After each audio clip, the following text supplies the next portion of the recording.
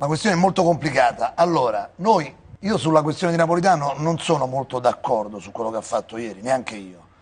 Però noi, essendo in crisi come partiti, non è che abbiamo eletto il Presidente della Repubblica, abbiamo eletto il Capo del Governo.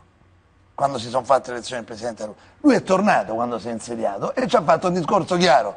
Io applaudito. Io ero capogruppo uscente nell'altra legislatura, prima della fine della legislatura, gli chiedemmo io e Cicchitto, ma insomma, ma tu che pensi? E lui ci disse, ma c'ho 88 anni, lui non ci pensava proprio, ma proprio anche in colloqui, come dire, a 2, a 3, ma era normale, insomma, per l'età, insomma, giustamente ha fatto tutta la sua parte. Alla fine, quindi, noi abbiamo tutti insieme, partiti, regioni, una forzatura. perché c'era uno stallo, perché poi tutte le crisi sommate, il PD che aveva i numeri, ha bruciato il candidato XY, ne abbiamo parlato, ci sono anche i libri oramai, no? Su tutta quella vicenda. Ce ne sono più di uno, ormai il PD si parla solo attraverso i libri. Quindi Napolitano è stato, allora noi abbiamo cambiato di fatto la Costituzione. Allora, perché non la dobbiamo cambiare anche di diritto, oltre che di fatto? Napolitano era fatto una roba che normalmente non si farebbe, lui ha fatto la riunione di maggioranza.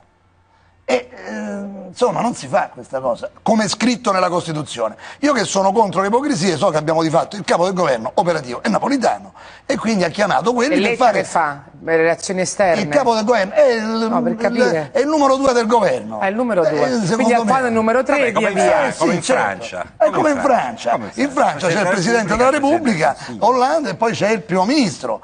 Quindi l'ente è importante. Mica che il problema è che ha convocato un vertice o un vertice in materia elettorale? No, una riunione formale di capigruppo, di maggioranza, dei membri del governo presieduta dal Presidente della Repubblica, leggendo la nostra Costituzione, non esiste.